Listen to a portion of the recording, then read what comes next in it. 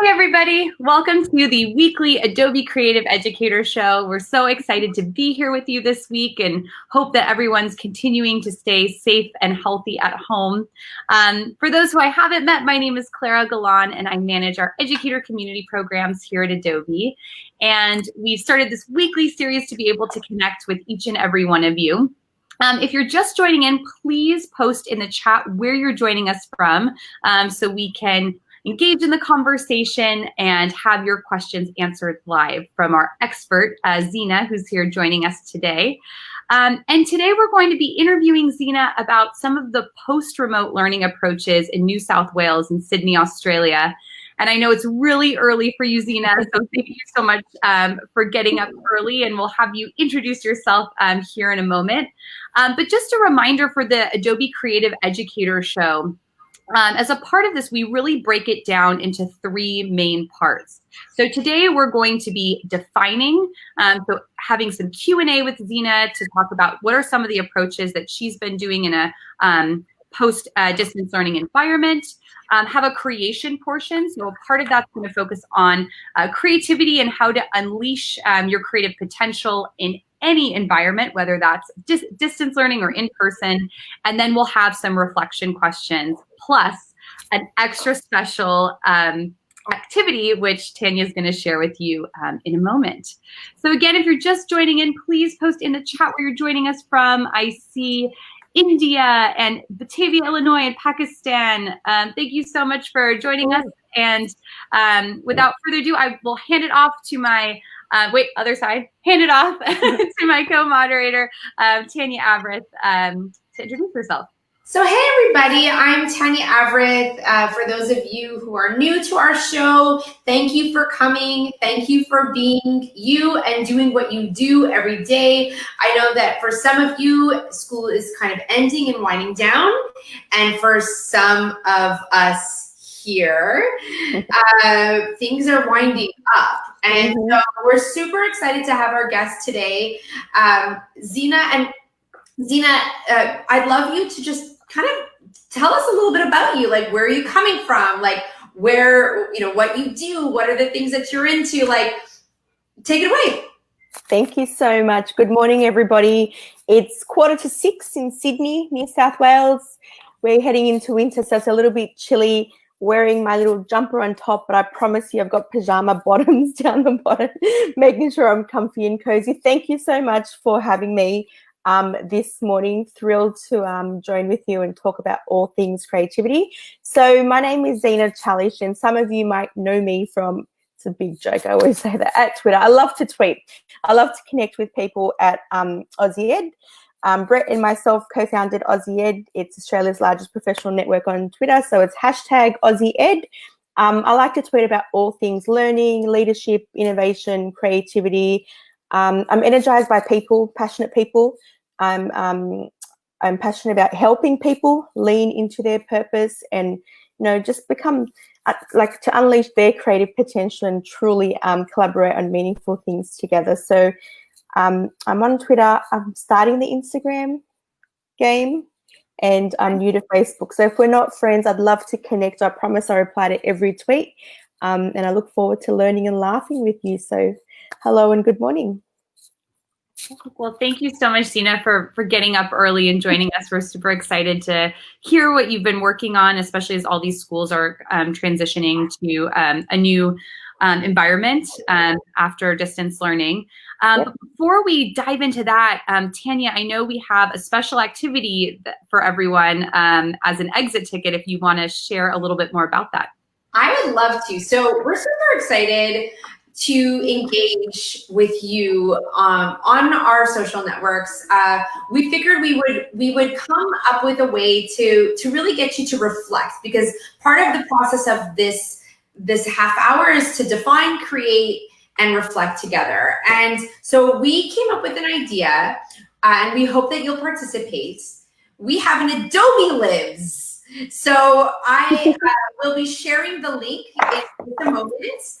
And it's actually a bit.ly/Adobe Lives. Really straightforward, but we'll put it in the chat. And at the end of this show, when you feel so compelled, you can take the link and it will open up into a remixable Spark post template, and you'll be able to add in your text and share it on social so we can really engage with you, learn a bit about what you're learning. So we hope that you will. We're super excited to hear from you. So you'll be getting that in the chat in just a moment. And also, feel free to remix and share with us at hashtag Adobe Edu Creative. So yes. So I think, Clara, you're gonna kind of kick us off, right? Yeah, so just again, the link down there is bit.ly/AdobeLib. So again, encourage you to check out that remixable template. And we actually have our social media manager, Aitiken, who is on the back end, will be managing all of our tweets and sharing out all of the content that you'll be contributing. So looking forward to that. But without further ado, Zeina, I'd love to get, a better sense of what's the environment like in Sydney right now, and what has that transition been like from in-person learning to distance learning and now kind of moving back? Yeah, I think like everyone around the world, it's unprecedented times. We're all navigating uncharted waters, and if we could do COVID bingo, I think would address all these words. But basically in Australia, just to explain to our context, we've had about 100 people who've, lost lives to COVID. We've had a lot recover from COVID as well. As a country, we're called the lucky country, and a lot of people perceive that we've dodged the hardest part of COVID. And so as a nation now, we're kind of transitioning back to a new normal.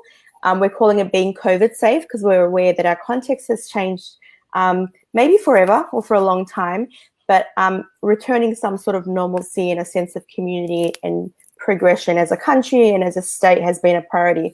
So I live in New South Wales, and that's one of the biggest and I would say the most awesome state in Australia. It's quite a destination location. So we have a lot of travellers, and I think we were impacted the most. So we've had the highest cases, and for us, lockdown has been quite firm and tight. So like many places around the world, it was just the essentials.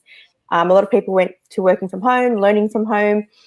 In terms of our school context, we were hearing what was happening in China, we were hearing what was happening in Hong Kong and Singapore, and for us it was just so far removed, like we didn't think it was going to impact us.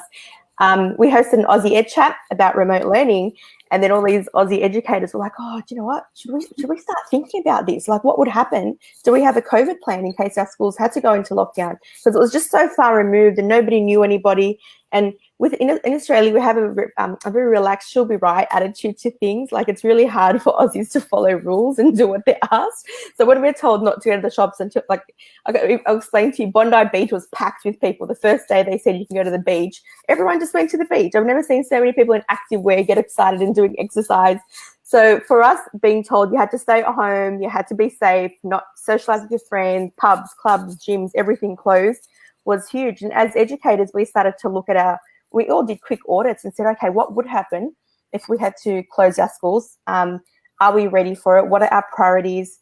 And what's our action plan? So everyone did get into action. I think everybody started working on a remote learning plan, and we called it phase 1, phase 2, phase 3. We were working on phase 3 and then implementing phase 4. Like, it's just been so chaotic. I've never seen so much dynamic collaboration and planning. So basically, and I'd say most schools did an audit of their situation in terms of what would remote learning look like for us and for our students. How can we ensure that our students have well-being? How can we communicate? What tools would we use? What learning was essential and what wasn't, and how we would adapt and evolve.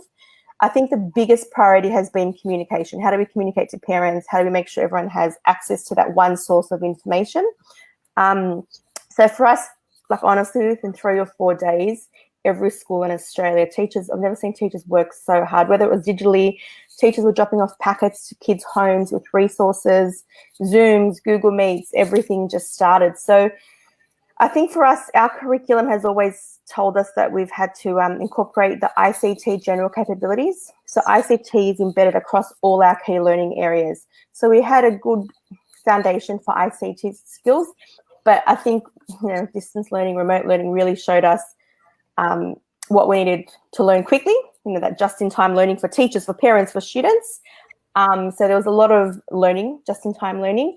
And there was always also a blended approach. So in the classroom, teachers, would collaborate. We use Post-it notes. We have thinking circles. We use a lot of the Harvard visible thinking strategies. And then all of a sudden we had to move those online and ensure that we had opportunities for creativity, collaboration, creative thinking, honoring student voice, and all of those things. We didn't want to print off worksheets and say, there you go, stay at home. We wanted to continue, our sound pedagogy. So I think blended learning, flipped learning, they're quite buzzwords at the moment. Everyone's engaged in them. I think distance learning forced us to engage in those. So a combination of sync and async learning. And for teachers, it's been a huge learning curve, like figuring out how much video time is okay, how much interaction is needed. Like, I've heard of teachers who were Zooming all day with their class and they were wondering why the kids were disengaged or why they were tired. So I think we had to rethink our pedagogy. We had to rethink our tools for communication and creativity. Right now, we in New South Wales, maybe 2 weeks ago, we started staggering back to school. So students came 1 day a week. And so we continued with the remote learning approach just in case we did have cases, but also so that, it takes kids 3 or 4 weeks to transition into a routine. So we didn't want to keep disrupting their routines. And so at the moment, I think every school, every teacher in New South Wales and Australia is having a conversation about, well, what worked really well during remote learning? What do you want to keep? What don't we want to go back to? And how do we want to reimagine learning in the future? So things like homework, like is there a need for homework? Can we not have a seamless transition from schoolwork to homework? That blended learning approach, the students love the capacity to replay videos, revisit them at their own pace, at their own leisure. Teachers were able to differentiate. So that whole teacher stage at the stage, like do teachers really need to be the ones teaching students all the time, or can we use resources like Khan and National Geographic and TED-Ed and all these other resources that are out there? I think the biggest thing that's come from this is the strengthened partnership with parents. I think parents now know their child really well. Yeah, we've had some parents say, what you do, I had no idea about my child. So I think for us the biggest thing is that there's an acknowledgement of where the students are at, and we can better cater for them and meet them where they're at. Awesome. Oh my gosh. It sounds like you were doing like amazing work like already. Like I love visible thinking routines. I love the idea, like, just like the direction that you're already taking. I know that you are really, really interested in research around nurturing creative confidence. Do you think you could share a little bit more about the work that you've done in that space? Okay, so we hear about creativity a lot, and for me, I think everyone has the innate capacity to be creative. You hear a lot as people get older, they lose their creative skills. Anytime you ask people to do something at a conference or a warm-up or anything, they're always like, oh, I'm not creative, and they're not interested. So I think for me, the biggest thing is to remember that as humans, we have that innate capacity to think, to imagine, to create, and to make the world a better place. And we can only do that by coming up with new ways of doing things and solving problems and connecting with people. So for me, my curiosity was stemmed by all of those adults that I work with that told me I'm not creative. What can I do? And I thought, well, we always talk about creativity and we always talk about the artistic creative. What about divergent thinking, convergent thinking, how people solve problems? Like we talk about our kids having the 4 C's and being entrepreneurs, but they don't just become that when they turn 18. So how do we cultivate that? How do we nurture that? So I started to look at what creativity is and how to nurture that within our school context. And then skills to develop. And I discovered there's skills, there's tools, but it's also a mindset, that openness to, I can imagine, I can create, I'm better thinking with other people. And then honestly, with technology today, the tools are at our fingertips. They're free, they're accessible. They're just begging for us to come up with new ideas. So I wanted to empower students at a younger age to do that. So my curiosity led me down that path, and it's been a good one. Great insight. Awesome. It feels like you have like seen the future, because we have coming, and you just echoed like a lot of the thinking that I think Adobe has been in as well. So it's really cool to kind of hear the work that you're doing. Yeah, and I know you did the fellowship too. Do you want to talk a little bit about kind of the work that you did there? Yeah, so in a few years ago, I popped up, I think it was about 2013, I popped up a makerspace in my classroom. So I was actually in New York and I bought a makey in little bits from the Mona Museum, and I brought it into my classroom. I gave it to my kids. I go, here, let's see what we can do with it. And basically we're integrating makeys in little bits and Arduinos and all of those things in my year 3-4 classroom. We were using Minecraft for maths. We were creating Adobe Spark stories in religion. So our kids were we had BYOD, the kids were just loving it. All the behavioral issues I had melted away. Attendance at school was high, and the classroom just ran smoothly. We had a website where the kids knew what to do and how to connect. And then from that, my interest in making came up, and I tapped into the work of Seymour Papert. He says learning by doing, learning by making. And he had all this infinite wisdom about coding and computer technology in the way of the future that I think we heard about, but it wasn't as accessible. We didn't really know much about it. I think people think creativity is artistic. They don't see the capacity for technology to enable that, or making or learning by doing, I think, and play. I think play is such a big part of creativity. So that started in my classroom, and then I wanted to explore and learn more. So I applied for a fellowship to explore makerspaces around the world. I went to New York, I went to Boston, I went to ISKI, I went to CMK. I was part of the Intel Visionary Group. We got to hang out with Mitch Resnick from the MIT lab. Oh, cool. So yeah, it was just honestly, it was like the coolest staff room ever. I just got to connect with like-minded people. And what came out from that, honestly, wasn't about the makerspace. It wasn't about the technology. It wasn't about the tools. It was about the thinking and the doing that these tools and the environment supported and nurtured. So for me, it cemented my original thinking. And it gave me the confidence to come back and say, yes, we can teach creativity. Can we assess it? I'm not sure, but can we reflect and evaluate and find paths to move forward for growth? Absolutely. So I'm still rethinking the term of assessment around creativity, but we can definitely teach it. Oh, totally. I mean, an assessment's always one of those questions that, people, we get a little bit stuck on, but it's exciting to be able to take those creative risks regardless and provide the opportunity for them to do that. I think it's interesting, like how it's also really powerful to have your community to fall back on and help encourage you to take those risks. I know you have a big community in Australia, and it would be really wonderful to kind of hear a little bit more about Aussie Ed and that professional learning network that you have there. Okay, so Aussie Ed was founded in 2014. It's Australia's largest professional learning network on Twitter, and it started with a group of Aussie teachers who presented at a Google Teach Meet, and then we had a Google Teach Meet after, and they were just discussing pedagogy, edtech, innovation, and our thinking, I think, was big and bold, and we felt quite isolated in our own school environments, but together we felt empowered, and we just felt like we found our people. And so a conversation started on Twitter. First it was 1, 2, 3, 4, 5, 6. And then the following week, more people joined. And it just turned into this weekly thing. And so Sunday night at 8:30, we have an hour conversation. Sometimes there's 6, 7, or 8 questions. We have a provocation. And the beauty of Aussie Ed, that it's accessible for everyone. It's free. We call it the best PD in PJs.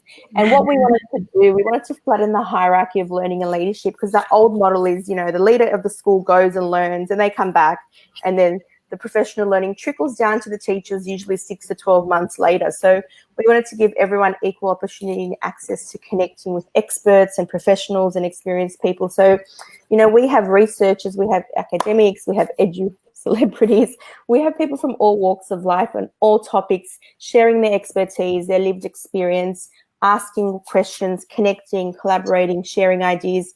Like, no topic is off, like, we're open to any topic, we pick up on climate, current trends, provocations, and there's a robust conversation. Like, it's not an echo chamber. There's a lot of people with different opinions, strong opinions, a lot of research being exchanged and shared. And I think for some people, like, some of the connections and stories, like when we meet people in real life, like in Clara, you've probably seen this at conferences, people go, oh my gosh, it's because of that chat I learned this.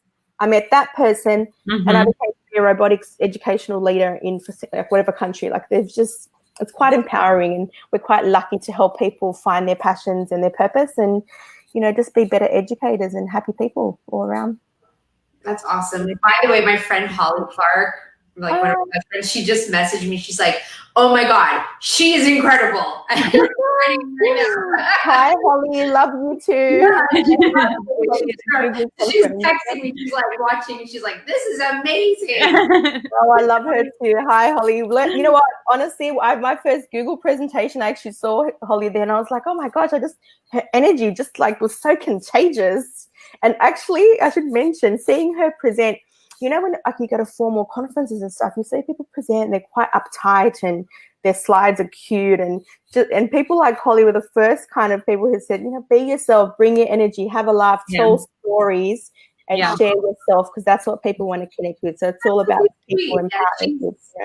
She's my sister from another mister. So well, yeah. So I think we've talked a lot about all of these kind of different areas, but would love to move into the creation portion. So we are going again through that whole creative process: define, create, reflect. Now we'll move into create, where I know Zeina has an example to share with you and a hands-on activity that you can do at home and also with your students. Okay, awesome. Thank you. I'm just going to share my screen. And then I'm going to do can you see my screen? Can you see my screen? Okay, awesome. So part of our remote learning priorities were for students to engage in well-being activities and creative thinking challenges. So our students took part in a Santa Strong program, and we had this Keep Well challenge in the creative space.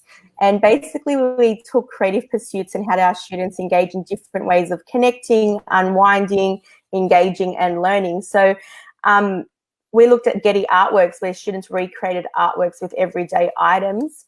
And so our students learned about everyday art, how to contact the museum virtually, and then they recreated artworks in the spirit of their favorite artwork. So here's one of our teachers and one of our students here, and they've just created artworks. There's a few more, but they've got their names. I can't share them. The next step for us is for students to make little videos with Adobe Spark about the artwork and then to engage a little bit more. But the next phase for us was to engage into the Khan and Create resources. So I'm just going to share my page here. I don't know if you're familiar with the Khan and Create activities. It's a great collaboration between Khan Academy and Adobe Spark, and it's honestly so timely. Because for a lot of schools, they don't have resources or time or an art teacher to engage and support and design these activities. So the one that caught my eye was the modern art in 2020. So building on our creative space theme. So I'll click on that. I've opened that before. And if you have a look, it's honestly an awesome guide for inspiring creativity. And it's got the big question, disregard the timing, I'll do it in 5 minutes. And essentially we wanted our students to create art using everyday items. So as a teacher, you can go through and you can have the lines of inquiry. There's a resource already on Khan Academy. This one's about Andy Warhol. There's an opportunity for the students to create a piece of modern art and also to learn a bit of history and art appreciation about the artist. All the materials are here in the resources. The reason I love this is because the teacher doesn't have to create or make more work. It's self-paced, it's student-paced. Throw it on your LMS and students can work through at their own pace. So there's instructions here, then there's questions to think about and consider. So there's some critical thinking as well. They create a base knowledge about the topic, and then they can use Adobe Spark Post to create a modern piece of artwork. So there's a work example as well there, so teachers don't have to make ones earlier. This one goes into creating an artwork, but then it also goes into making a video about the artist.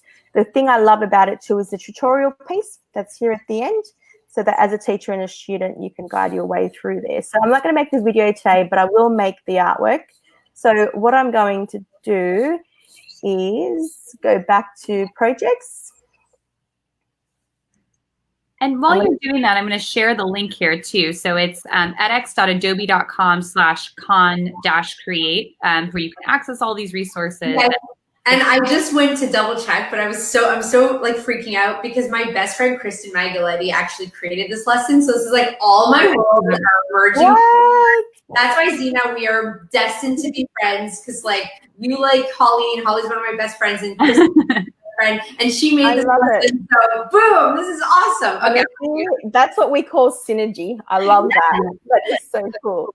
I was getting so geeked out. I was like, tell me that's Kristen's. And so that's awesome. She'll be so excited that honestly, give her a shout out. The instructions, the layout, super, super easy. Teachers, especially with distance learning, when we don't have the luxury of time at school, like we have to get it right the first time we announce something, we need clear communication and instructions where teachers can just launch into the activity or task straight away without too much prep. And these resources in this lesson in particular, brilliant. So like, oh, good. Yeah. She's a great teacher. She's a high school teacher. She teaches full time. So I'm so glad. I'll tell her that. Please do. And I'll definitely tweet it out later. So, and you know, the reason I love using these tools as well is that short and sharp exercises that you can complete in one lesson. You don't have to drag it out. And, you know, kids get bored when there's too many layers or steps and they have trouble saving things. So this is just so perfect for digital art. So you pick your template, you add your photo. So I'm just going to click on there, upload photo. This is one that I had earlier. So thinking, you know, keeping in the spirit of pop culture and Andy Warhol, I was going to use toilet paper, but I thought I'll stick with hand sanitizer as the item, as you know, about Andy Warhol and pop culture. And then duplicate it 5 times. You can move and manipulate it. Now, the OCD in me can actually spend an hour just formatting this, stretching it, picking the colors. But for the sake of keeping in time, I'm just going to drop and drag so you can see different. I'll add another one. There we go. Actually, you know what? I'm going to leave one not perfect because then you can see the special effects. And obviously, you'll talk to students about good design and what looks good, what doesn't. The Khan video talks you through information about Andy Warhol, some of his famous artworks, the definition of pop culture. I've actually done this unit with kids before. We've drawn each single picture, photocopied it, spent hours on the photocopier, photocopying it. Okay, I'll leave it at that. And then you can work on the colors. So you can change your filters. I'm just going to stick with one that's already created, but you can go in and customize your own and make your own. Fun Friday. What am I going to go with? You know what? See, I told you, this is where I get stuck. I will spend all day looking at colors. I'll just pick one quickly. There you go. Okay. And then I'm going to go to filters, and you can play with color. And this is a really good opportunity to talk about the different features of color and, you know, how we can play with color and manipulate it to express emotions. And there's so much learning to take from this. You can do contrast. I'm going to go down here. Okay, we'll leave that there. So basically the kids can change their colors. They can change their palettes. They can, not really picking the best one here. They can change how they want to blur it or unblur it. I just blurred that there. Did you see that? There, not there. So there's heaps of different techniques that you can introduce. I like to let the kids play with all the different features, then come up with their own. Otherwise, it's a recipe card if we tell them exactly what to do. So it's really important to give them scope for their own creativity and imagination. So I can add a collaborator to that. I can download it. I can share it. And there you go. Like, it's super, super easy. I'm going to publish it as a PNG. Yeah, and then you can add that to a Adobe Spark video, which I believe a student has created here, just to add that next level of creating and imagining and synthesizing information. I'm just going to show you the way a student has. So that's the post there. I want to show you the video and how the student created his, just to add another layer. So some kids might stop at that if it's just digital art. So that's the one that someone created earlier. But then if you want to take that a step further, you can show our students to create a video where they explain their understanding of Andy Warhol, pop culture, that place in time. Okay, that's a tutorial. It might be on top. Yeah, you know what? It is at the top. Yeah. Sample video. See how organized it is? It's up the top. Yeah. There you go. Ready to go. And honestly, like, the artwork took me a couple of minutes, won't take your kids long, and then you can use Adobe video to create.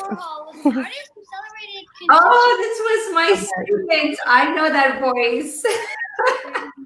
Is that someone of yours too?